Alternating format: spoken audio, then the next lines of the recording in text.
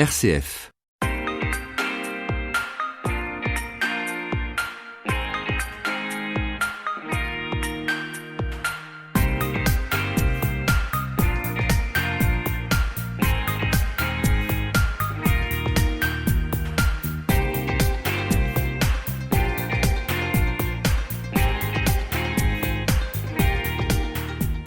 Duc du Alderville, bonjour. Bonjour. Diplômé d'École supérieure des sciences économiques et commerciales de l'Institut d'études politiques de Paris, licencié en droit et chevalier de la Légion d'honneur, mais vous avez choisi de faire carrière, si je peux le dire ainsi, auprès des personnes souffrantes, pauvres, âgées, handicapées, dépendantes ou frappées par le deuil. Vous avez fondé en 1986, à l'âge de 24 ans, le mouvement À bras ouverts, qui accueille des enfants et des jeunes porteurs de handicap. Vous avez travaillé pour les Petits Frères des Pauvres, puis comme consultant dans un cabinet de conseil. Depuis 1994, vous êtes délégué général d'Alliance Vita. L'association Alliance Vita agit pour le respect de la vie et de la dignité humaine, particulièrement des plus vulnérables. Co-initiateur du mouvement Écologie humaine, vous avez développé une pensée politique sur la place de l'homme en société, que vous avez d'ailleurs exprimée dans plusieurs livres, dont le plus récent, Le temps de l'homme, est paru chez Plomb en 2016. Duc du Alderville, vous intervenez au colloque Oser l'espérance, organisé par le foyer de charité de Tressin, en partenariat avec KTO et RCF. Mais je voudrais commencer par vous faire remarquer que vous êtes sur les terres de votre saint patron Tugdual, qui a fondé la ville de Tréguier. Êtes-vous breton ? Je reçois chaque année pratiquement 1 ou 2 cartes postales de ce saint Tugdual qui dresse la main. Et moi, je ne suis pas breton. C'est ma mère qui a choisi ce prénom quand elle était adolescente en lisant un Délit. C'est des romans d'amour à l'eau de rose. Et mon père a résisté pour le premier, je suis le second. Mais j'aime beaucoup ce prénom et ce saint Tugdual qui a un grand mystère aussi, parce qu'il vient de loin. Mais voilà, j'assume joyeusement. Et donc vous êtes déjà venu à Tréguier ? Oui, je suis allé de temps en temps dans cette cathédrale, dans cette belle ville de Tréguier, oui, l'occasion. Mais c'est la première fois que je viens à Tressin, par contre. Très bien. Et donc maintenant, revenons un petit peu à votre parcours. Donc vous êtes venu, vous êtes le délégué général, c'est comme ça qu'on dit, de Alliance Vita. Comment en êtes-vous arrivé là ? Je crois que s'il y a un événement fondateur pour moi, c'est la rencontre avec un petit garçon porteur de très lourd handicap à Lourdes, quand j'avais exactement 20 ans. Et Cédric m'a fait vraiment basculer dans l'émerveillement, dans cette grâce de ce que j'appelle maintenant le présent d'éternité, c'est la présence à l'autre. Et j'ai découvert l'immense humanité de ce petit garçon derrière le mur de son handicap. Et ça m'a fait basculer dans le bonheur. J'ai découvert ensuite, déjà à ce moment-là, bien sûr, qu'autour de cette question de handicap, il y avait beaucoup de souffrance, beaucoup de tristesse, parfois de malheur. Mais pour moi, ça m'a ancré dans la rencontre. Je me suis dit, je pourrais jamais faire de plus grand voyage que de voyage en humanité dans ces rencontres. Et puis j'ai voulu le continuer. Je vais pas tout vous raconter dans le détail, bien sûr, mais continuer de faire ces rencontres. Et la même joie revenait avec d'autres enfants. Et c'est ça qui a été... m'a conduit à fonder À bras ouverts quand j'avais 24 ans, un peu plus tard, après d'autres expériences auprès d'enfants porteurs de handicap.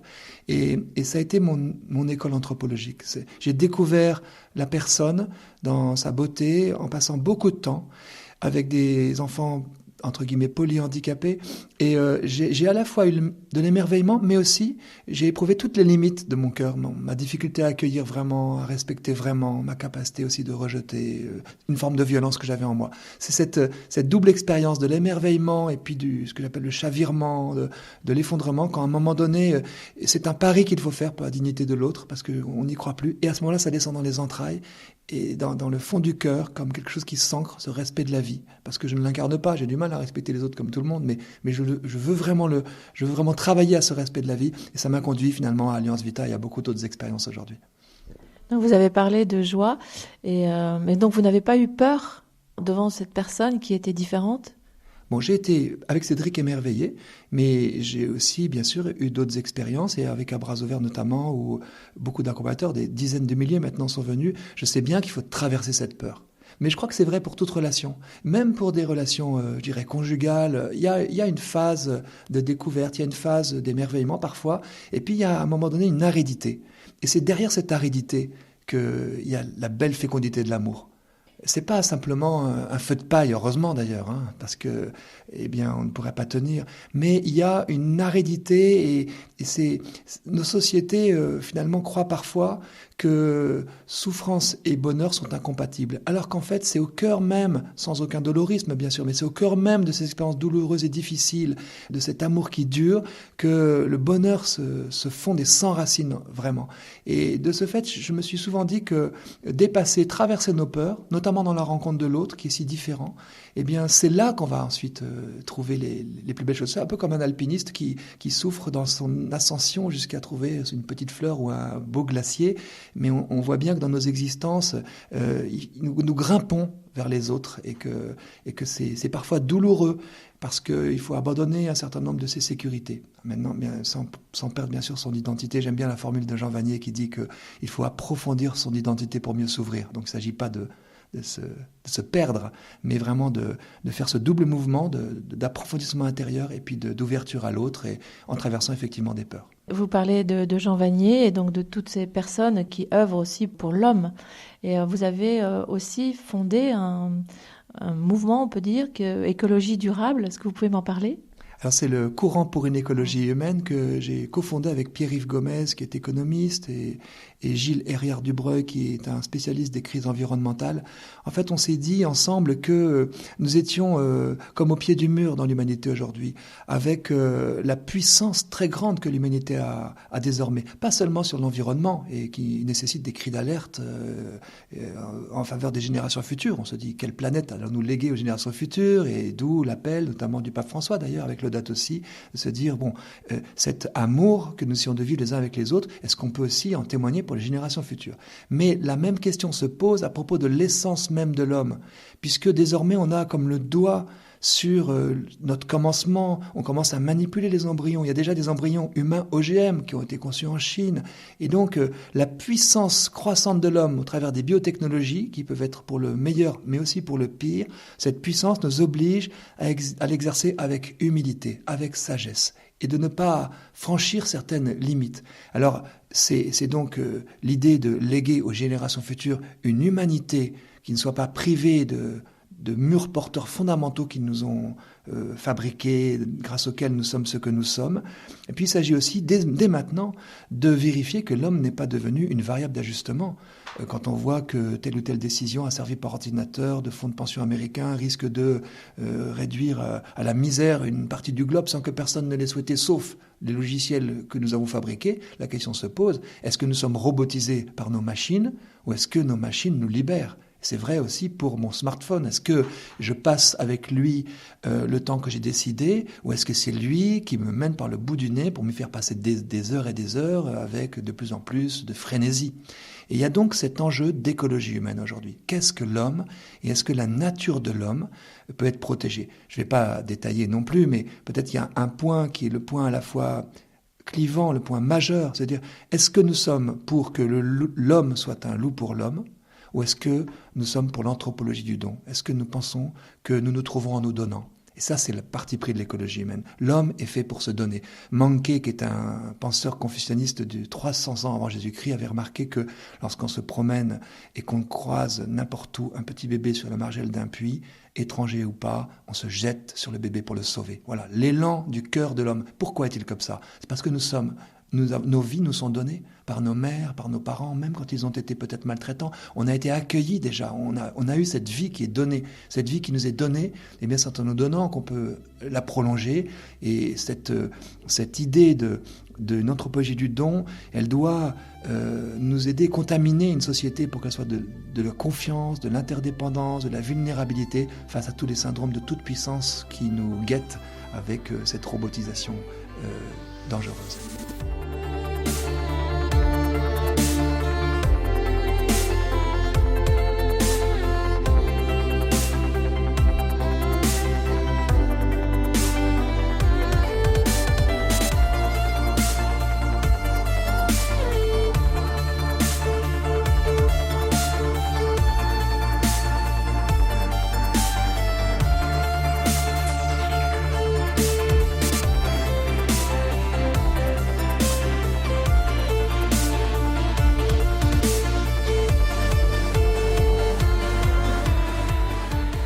Vous êtes sur RCF Côte d'Armor en compagnie de Tugdual Derville dans l'émission Rencontre avec.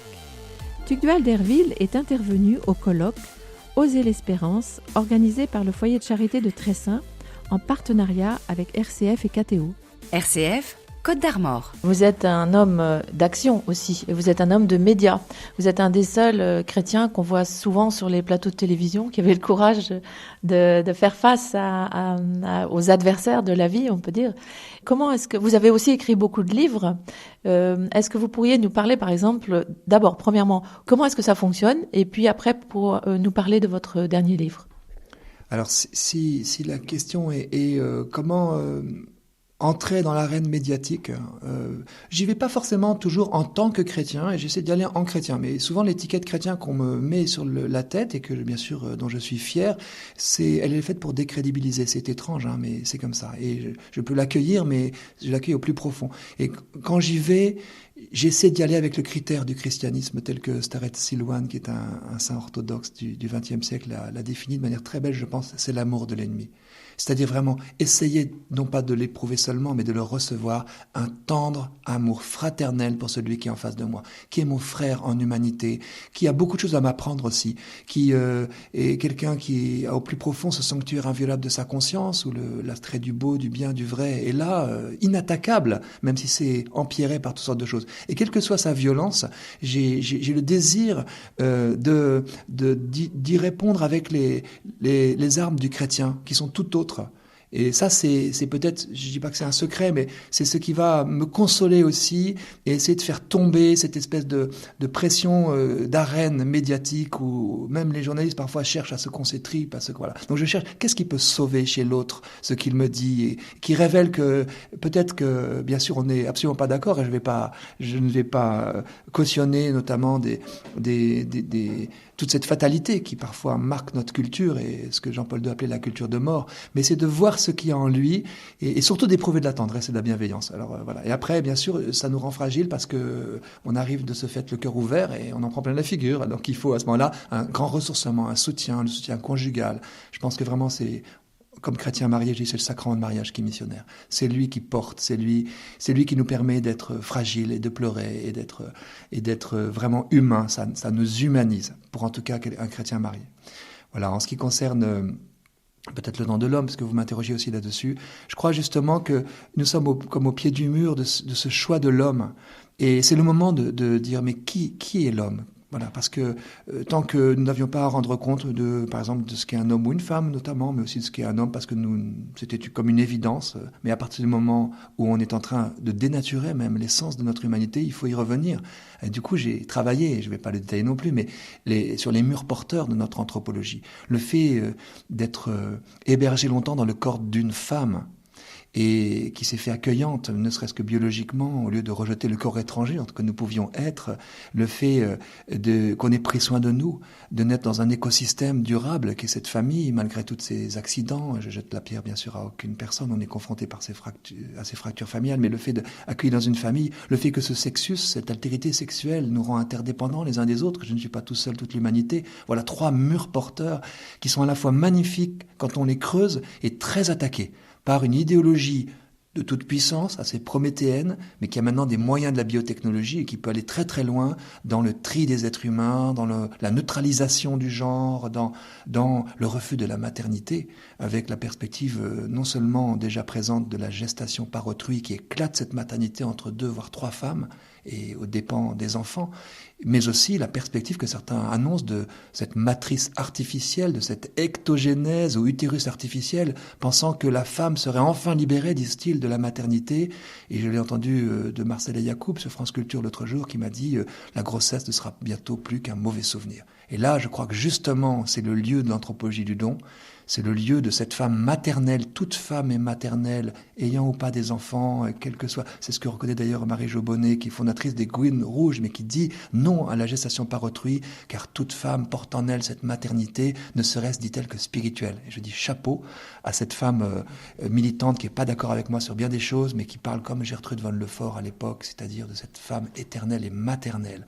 Et moi, en tant qu'homme, j'essaie de découvrir ce que veut dire être un homme, et davantage aussi pour justement que ces deux parties de l'humanité, au lieu de s'affronter, travaillent à humaniser la société.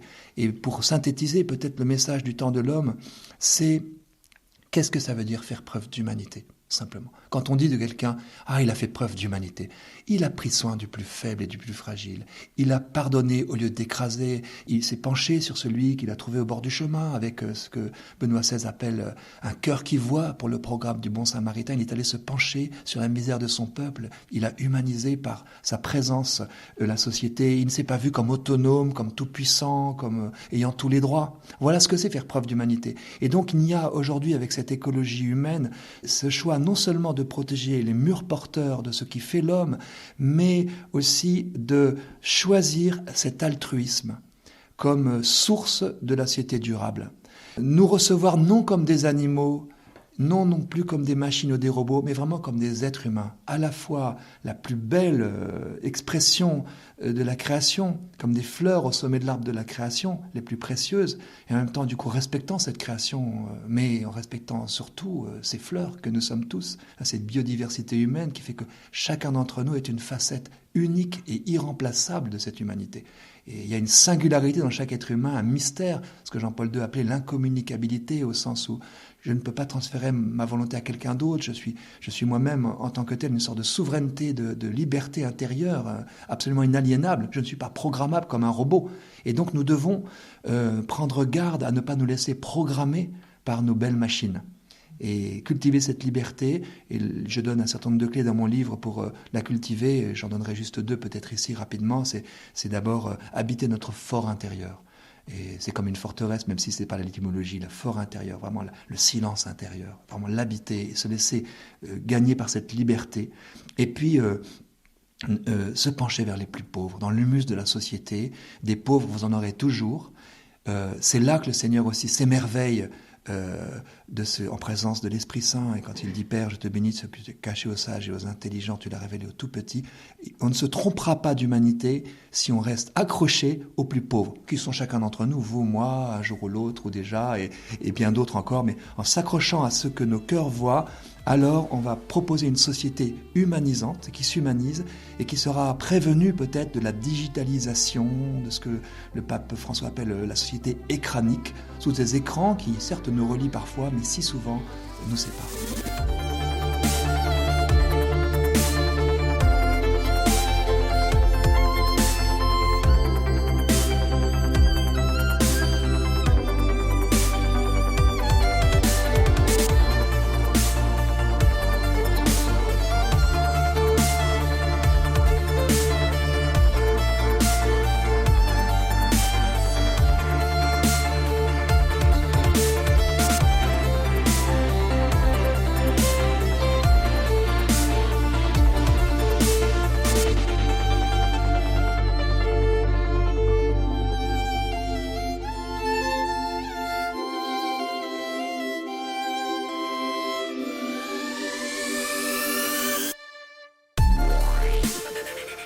Nous sommes avec Tugdual Derville, délégué général d'Alliance Vita.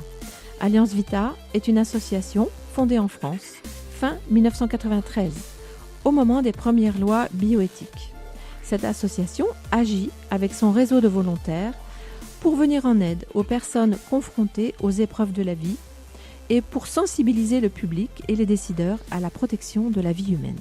RCF. Comment fonctionne Alliance Vita ? Est-ce que vous avez, concrètement maintenant, parce que je pense que nos éditeurs auraient certainement envie de faire quelque chose. Et donc, comment ça marche ? Est-ce que vous avez des jeunes avec vous, par exemple ? Alors, aux auditeurs qui ont envie de faire quelque chose, je voudrais d'abord les féliciter parce qu'ils le font déjà, je le sais, et c'est très beau de savoir, mais c'est important de le dire que nous sommes tous des responsables politiques agissant pour la justice autour de nous. Nous sommes tous, vous êtes des entrepreneurs de l'humanitaire parce que nous prenons soin autour de nous des personnes, des travailleurs sociaux. C'est important de ne pas se laisser ghettoiser comme si l'histoire se passait sans nous. C'est nous qui sommes maîtres de l'histoire. Bien sûr, derrière la providence de l'histoire, et l'histoire, c'est l'histoire secrète de l'amour dans les cœurs, avec toutes ses œuvres. Maintenant, bien sûr, nous avons à Alliance Vita des équipes de jeunes aussi, qui se rencontrent, qui se retrouvent, qui se forment, parce que seul on ne peut rien faire. On a besoin de se relier à d'autres, hein. Et vous le savez, un chrétien, lorsqu'il n'est pas engagé, est bien souvent dégagé. Et voilà, il ne faut pas rester seul. Et aussi bien à Alliance Vita que dans le Courant pour une écologie humaine, qui est une autre association, des équipes se rencontrent, se forment et agissent. Et je crois que créent finalement des oasis de vie dans la vérité. Chaque famille est ainsi, et chaque groupe humain, chaque communauté est comme une oasis de vie dans la vérité. L'enjeu, c'est que ces oasis se relient et que petit à petit, elles humanisent ce désert qui parfois marque notre société sur le plan de l'homme, hein, ces idéologies mortifères qui ont parfois balayé dans le cœur de l'homme la conscience de son identité. Et donc, rejoignez bien sûr Alliance Vita. On fait aussi une université de la vie, 4 jours dans à peu près 120 villes, 4 lundis soirs du mois de janvier. Et voilà. Et donc, il y en aura une à Tréguier. Ah oui, ça je ne connais pas le titre de toutes, mais effectivement fantastique de savoir qu'il y en a une à Tréguier. Mais c'est l'occasion, en cas de soirée, de prendre conscience sur ce sujet qu'on a choisi de la biopolitique, qu'il y a la place aujourd'hui pour une politique au service de la vie humaine. Et non seulement il y a la place, mais il est également absolument indispensable aujourd'hui pour les raisons que j'évoquais. On va y travailler avec beaucoup d'experts, des grands témoins, et pour que chacun à la fois se situe bien dans cette histoire et s'aperçoive peut-être qu'il est déjà un bel acteur de cette biopolitique, mais aussi que nous n'ayons pas de scrupules ou de complexes à parler, à nous exprimer, à rassembler davantage autour de cette protection des plus fragiles qui est la clé de toute politique authentique. Et donc vous parlez de ce terrain ici en France, mais beaucoup de choses se passent aussi à l'international, et on nous impose aussi donc des lois contraignantes qui viennent de l'Europe ou de l'ONU. Et est-ce que vous êtes actif à ce niveau-là ? Oui, bien sûr, Alliance Vita a un bureau à Bruxelles que tient notamment notre directrice de relations internationales qui est Caroline Roux. On intervient aussi depuis longtemps dans des conférences onusiennes. Et la France a une voix très belle aussi à porter. Elle l'apporte déjà partiellement. Je ne sais pas si vous avez remarqué, mais en France, il n'y a pas de banque de sperme de prix Nobel ou de banque d'ovocytes de top modèle pour reprendre les stéréotypes du genre qui ont trait aux États-Unis. On ne vend pas les produits de son corps humain. Il y a une résistance de la France. Et ça, c'est un grand mystère. La France, qui a fait naître beaucoup de ce que j'appelle les déconstructeurs, des grands intellectuels extrêmement autosuffisants dans leurs pensées, est aussi celle d'un réveil anthropologique, d'une permanence du souci de la personne et de la dignité de l'homme. Malgré toutes les lois que j'ai pu contester, il y a quelque chose de l'âme de la France qui, en plus en ce moment, peut-être sous les coups de boutoir de ces attentats qui nous ont tellement traumatisés tous, vient réveiller en nous le souci de nos racines. Non pas pour un repli identitaire, mais pour se laisser réenvoyer par ses racines. Cette histoire providentielle aussi de la France. Et sans vouloir faire de millénarisme, parce que je m'en garde beaucoup, il y a quelque chose de mystérieux à voir que cette France a une histoire certes chaotique, mais où il y a comme une flamme. Le souci aussi de l'universalisme français, qui peut être vu de l'étranger comme de l'arrogance, et il faut donc en parler avec des pincettes, mais quand le Conseil d'État sur la gestation par autrui dit la France ne doit pas se ranger sur le moins-disant éthique. La France a une voix, petit pays, mais grand pays aussi par l'histoire, qui ne se laisse pas impressionner par ce qui se passe chez ses voisins et qui souvent sont très marqués par un matérialisme pragmatique qui écrase l'homme. Donc là, je crois quelque chose qui se joue, et en retournant les choses, il y a certes des lois qui nous viennent d'ailleurs, mais nous sommes aussi appelés. Jean-Paul II, j'étais au Bourget lorsqu'il a dit à propos de la France, qu'as-tu fait de ton alliance avec la sagesse éternelle, France éducatrice des peuples. Alors, c'est lui qui l'a dit, Saint Jean-Paul II, et je crois qu'on peut le méditer encore. Merci beaucoup. Merci.